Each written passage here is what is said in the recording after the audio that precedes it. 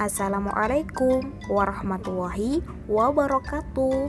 Apa kabar PGMI hari ini? Alhamdulillah, luar biasa, tetap semangat, Allahu Akbar. Pada kesempatan kali ini, saya Indah Fatimatur Rahma akan melakukan percobaan tentang sifat-sifat dari gelombang mekanik. Sifat-sifat dari gelombang yaitu dapat dipantulkan atau refleksi, dapat dibelokkan atau difraksi, dapat dibiaskan atau refraksi, dan dapat dipadukan atau interferensi.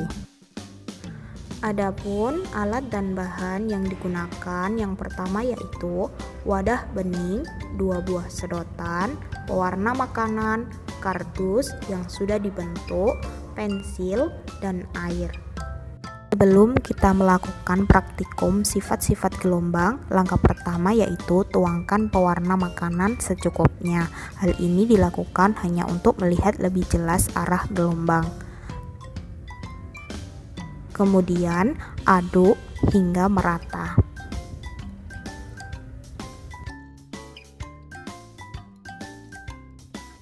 Sifat gelombang yang pertama adalah dapat dipantulkan atau refleksi.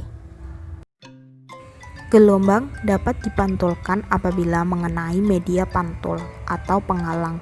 Gelombang akan mengalami pemantulan apabila muka gelombang mengenai penghalang yang ringgit atau keras. Jika penghalang lunak seperti busa atau kain, gelombang akan diserap, bukan dipantulkan. Sifat gelombang yang kedua adalah dapat dibelokkan atau difraksi. Difraksi terjadi apabila muka gelombang melewati satu celah sempit. Hal ini terjadi karena muka gelombang yang terpotong sehingga mengalami pembelokan.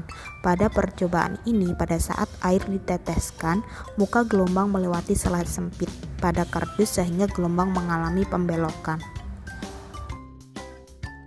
Sifat gelombang yang ketiga adalah dapat dibiaskan atau refraksi. Refraksi merupakan peristiwa pembelokan arah perambatan suatu gelombang.